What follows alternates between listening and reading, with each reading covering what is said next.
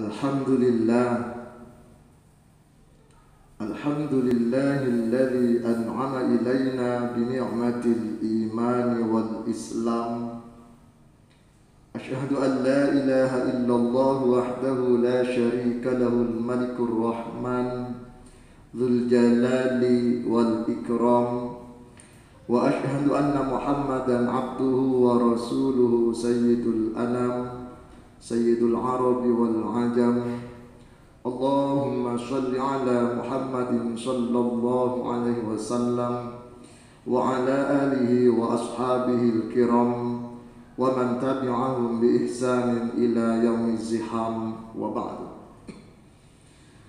Ikhwatana al-kiram rahimakumullah, usikum wa iyaya bitaqwallah. Ittaqullaha faqad fazal muttaqun. Qala Allah Ta'ala fil Qur'anil Karim, a'udzu billahi minasyaitonir rajim. Bismillahirrahmanirrahim. Innal ladzina kafaru bi ayatina sawfa nuslihim nara kullama nadijat junuduhum baddalnahum junudan ghayraha liyadhuqul 'adab innallaha kana 'azizan hakima. Shadaqallah. Hadirin jamaah salat Jumat Masjid Baitul Falah yang dirahmati dan diridhai oleh Allah Subhanahu wa taala. Amin. Mudah-mudahan kita semua selalu diberi kesehatan dan dijauhkan dari segala musibah, termasuk dijauhkan dari segala jenis varian virus corona ini. Amin.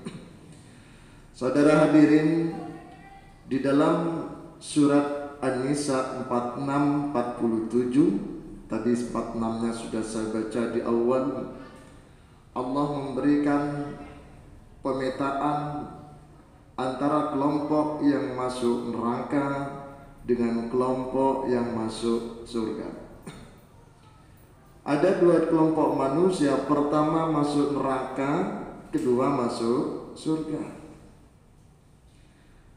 Dari itu sahabat Ibnu Abbas meriwayatkan dalam sebuah hadis masyhur riwayat Imam Ahmad.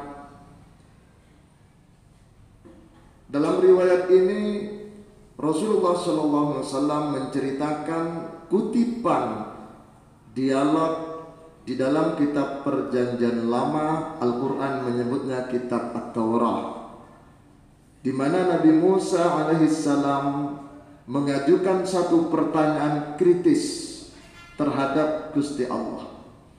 Kata Nabi Musa, "Ya Allah, ya Rabbi, ya Allah, ya Tuhanku, laqad khalaqatal insa ajma'in." Engkau telah menciptakan seluruh manusia.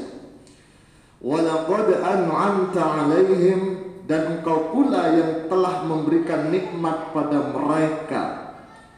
Wa lima adkhalta ba'dahum ilal jannah wa ba'dahum ilal nar. Mengapa ya Allah sebagian umat manusia itu engkau masukkan ke dalam surga, sebagian yang lain engkau masukkan ke dalam neraka?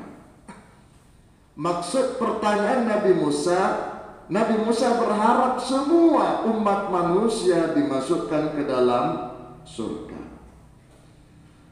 Mendapatkan pertanyaan semacam ini Allah tidak menjawab. Justru Gusti Allah perintahkan Nabi Musa, "Ya Musa, idhab ila mazra'at." Musa, berangkatlah ke sawah, bawa padi, bawa gabah, tanam padimu itu di sawahmu.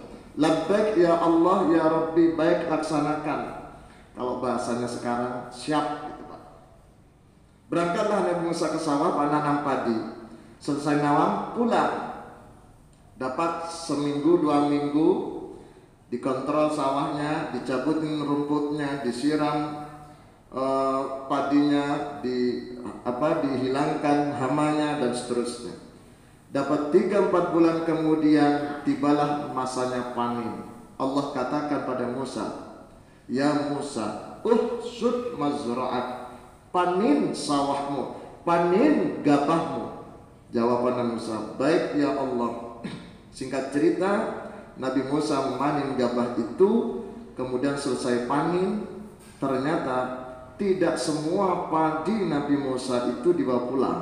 Yang baik-baik dimasukkan ke dalam karung dan dibawa pulang, sementara yang jelek-jelek dikumpulkan di tengah sawah dan dibakar oleh Nabi Musa. Ketika Nabi Musa membakar padi-padi yang jelek di tengah sawah itu, Allah protes. Musa, kenapa kamu bakar padi itu? Kenapa kau bawa pulang semua? Bukankah kamu yang nanam itu? Bukankah kamu yang merawat? Itu padimu semua. Kenapa kamu gak bawa pulang? Nabi Musa tersenyum.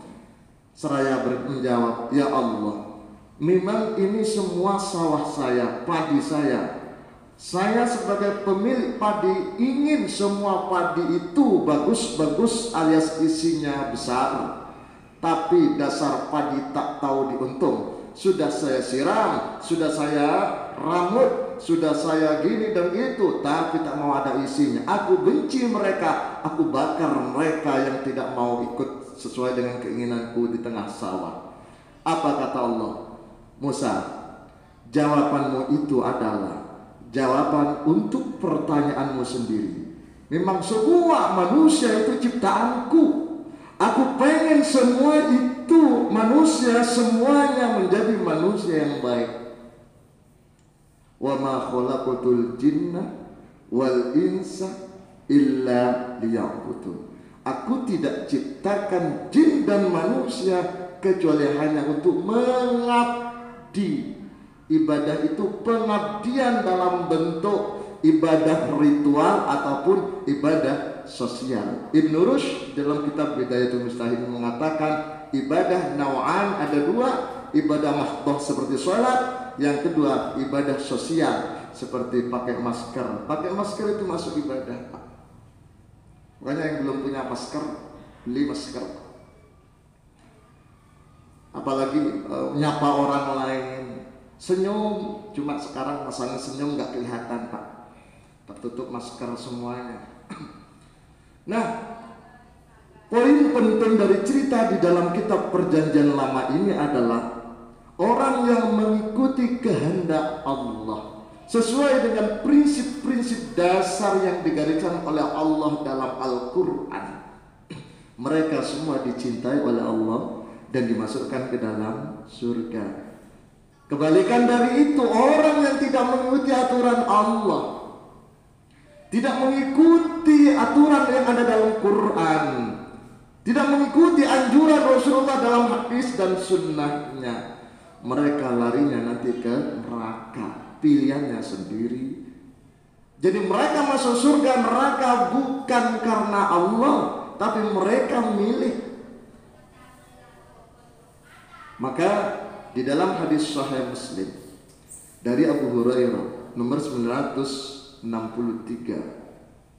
Rasulullah katakan di depan para sahabat, kullu ummati yadkhulunal jannah.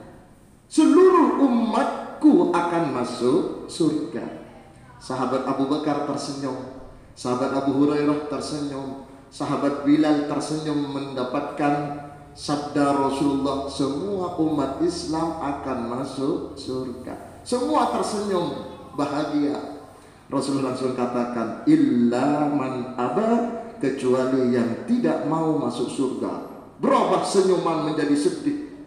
Kalau sahabat bertanya, ya Rasulullah, wahai Rasulullah, faman ya'ba, siapa yang gak mau masuk surga itu? Sinten Rasulullah? Qala, Nabi menjawab, man ata'ani dakhalal jannah, siapa yang taat terhadap aku, mengikuti sunnah-sunnahku, ihya'us sunnah, ngurip-ngurip pakai sunnahipun Rasulullah, dakhalal jannah, pasti orang itu masuk surga. Wa man asani, siapa yang ingkar terhadap aku, mendurhakai Rasulullah, menyalahgunakan sunnah, bahkan berbohong atas nama Rasulullah SAW, faqad aba, sungguh orang itu tidak mau masuk surga. Oleh karena itu, pada statement terakhir dalam khutbah ini adalah bahwa siapapun kita, apapun profesi kita, kaya miskin, semuanya sama di hadapan Allah dan Rasulullah. Yang membedakan dan bisa menyelamatkan pulau panjenengan sedaya, apakah kita konsisten komitmen terhadap ajaran Rasulullah yang disebut dengan sunnah ataukah tidak. Sebab saat ini orang yang melakukan sunnah terkadang dianggap tabu, orang pakai koplok putih terkadang dianggap macam-macam, koplok hitam gak masalah, tapi tidak boleh menghina yang koplok putih. Yang pakai jenggot terkadang dicurigai, yang gak pakai jenggot juga dicurigai. Maka saling curiga di antara umat Islam. Oleh karena itu, mulai detik ini lakukan semua yang semestinya kita lakukan. Yang penting satu, tidak merugikan orang lain. Yang kedua, tentunya tidak ada larangan di dalam Islam. Mudah-mudahan urai ini menjadi motivasi bagi kita semua untuk selalu berbuat baik, mengikuti ajaran Rasulullah Sallallahu Alaihi Wasallam. Amin ya rabbal alamin. Bismillahirrahmanirrahim. Al-'asri innal insana lafi khusrin illa alladhina amanu wa 'amilus solihati wa tawassaw bil haqqi wa tawassaw bis sabr. Barakallahu li wa lakum wa ja'ala wa yakum minat tawabin innahu huwat tawwabur rahim.